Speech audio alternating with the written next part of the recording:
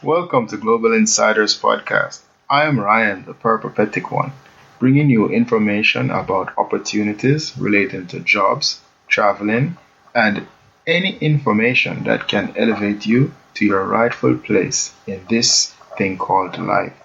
You can find more information and how-to methods on globalinsidersgroup.com. That is insiders with an S. And here is today's show.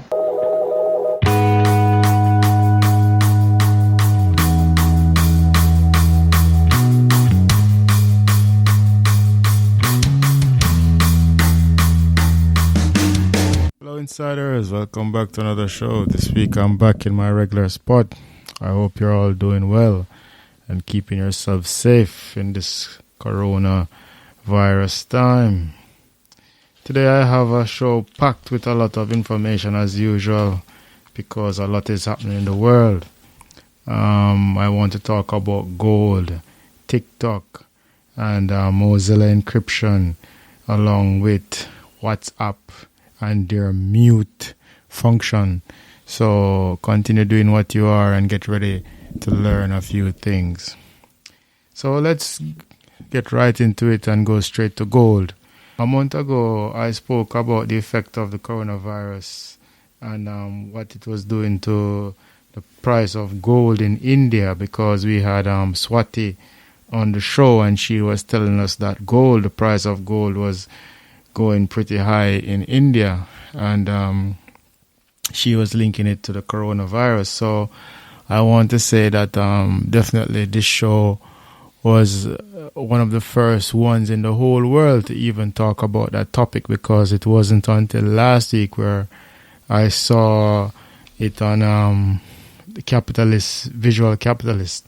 So definitely I'm proud of our show for being able to break that news first. So now let me give you a deeper look. Visual Capitalist gives us an in-depth look at this, and they're saying that the chain of gold is as follows, So basically the cycle, the gold mining cycle and selling cycle is as follows. First you need it's mined, of course, then processed, and usually it's made into a doré bar.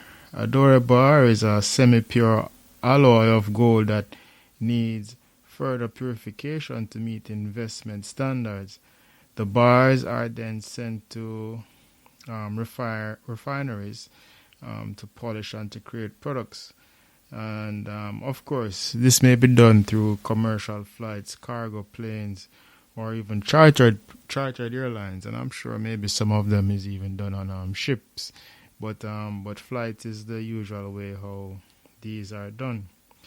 Then it is sent to vaults and banks, and then to retailers who then sell the product to consumers. So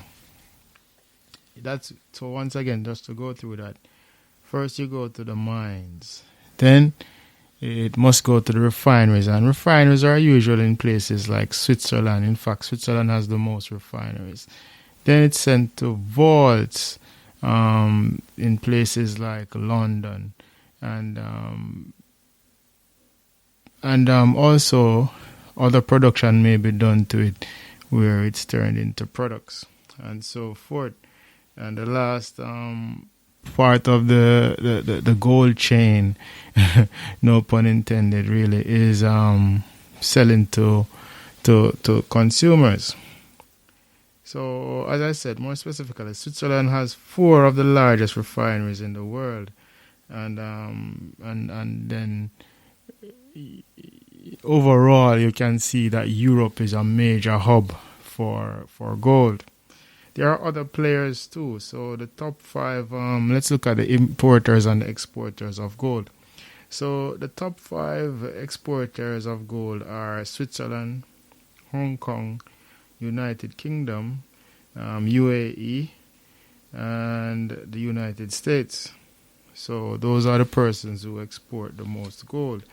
And the top 5 importers are United Kingdom, Switzerland, China, India and Hong Kong. So hence why Swati would have realized that, because she lives in India, and as she said, eh, gold is used a lot in weddings there. So the thing with all of this, though, is that though the industry is robust, it was still affected by the horrible coronavirus as countries took safety measures um, to protect their citizens. I mean, this meant that transactions were slowed, and as a result, it affected the gold in the world.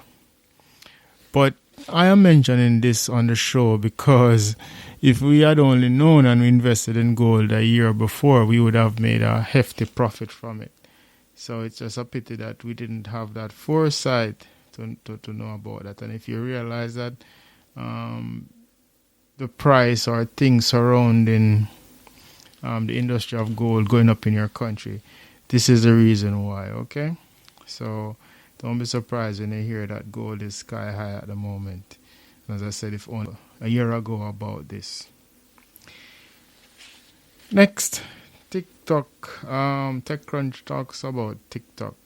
And TikTok last week said it wanted to start a creator fund at 200 million. Yes, that is 6 zeros before 200.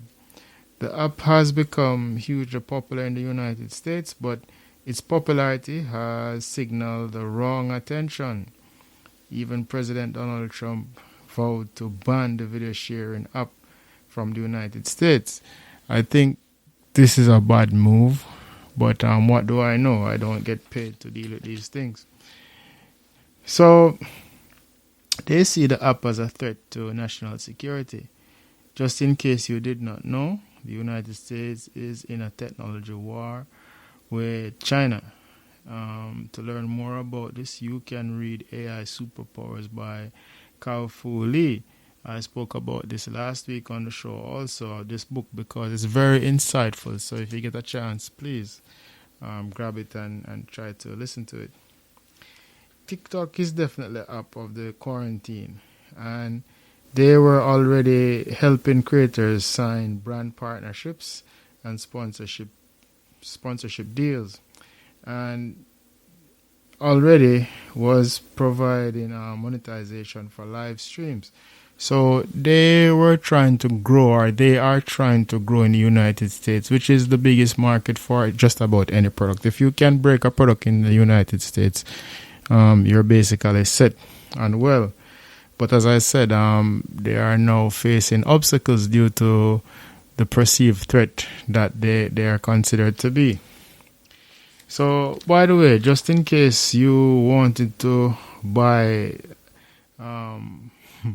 by TikTok, if you wanted to know how much they are being sold for, Microsoft is negotiating at $15 billion.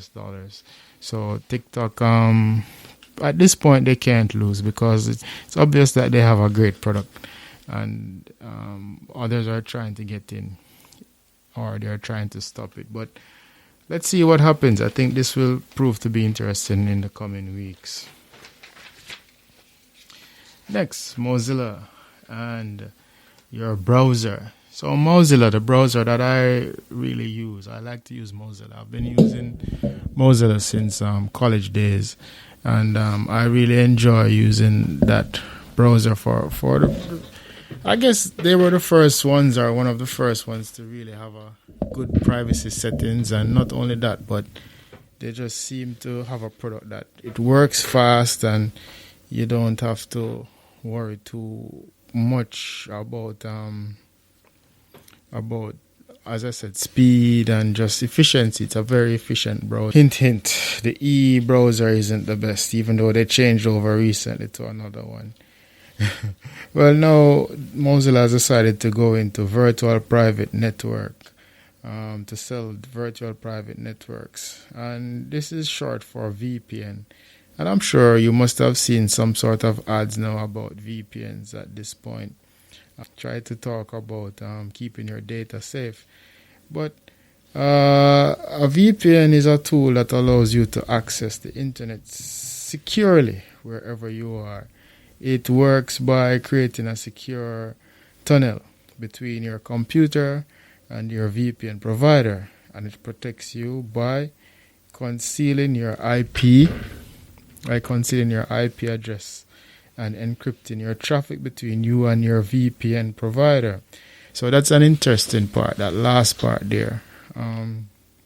So if you have a VPN, you are not only trying to keep out thieves and persons who might want to steal your information, but you're also protecting yourself against these persons who are trying to protect you. So they say that the info is encrypted, so you don't have to worry about them knowing the information that you have on it.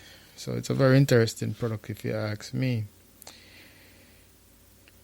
So no one can look at your local network and can decipher or modify it. And this is important. I think this will prove to be important. My only problem with VPNs right now is that they want you to pay monthly fees for these, and that's just another addition. So at the moment, I'm definitely not using a VPN because of this. It's just another expense right now, but did I get who knows, baby? It could be more costly not to have one, but at the moment I am not using a VPN. If you're using a VPN, sure, you can leave me a message and tell me the benefits that you have seen from it. So, as I said, Mozilla has entered the space because not all VPNs are equal, and they want to make sure that you are doing well. So please, you can read and check to see if the VPN you are installing is worth its price and value. So you can read more on Mozilla.org to find out what is good practice for VPN use. Next, I want to quickly look at jobs in the artificial intelligence space. As I said, I want the show to focus on how you can start working in this space, how you can get jobs in it. For most of us, you might feel as if it is not possible for us to work in the AI space, the artificial intelligence space, because we are considering ourselves to be old. But I think if you throw off that mindset and get going right away, start thinking about how to retrain and to get going job-wise, I think there might be a chance, especially if you know certain subjects. And of course, these are the subjects that all STEM students usually excel at, such as mathematics and science. If you don't know these subjects, all is not lost. And that is what I want to focus on, at least for the next several months. So to give you that hope so that you will pursue a career that will help you and will make you relevant in the future. So let me get to this one right away.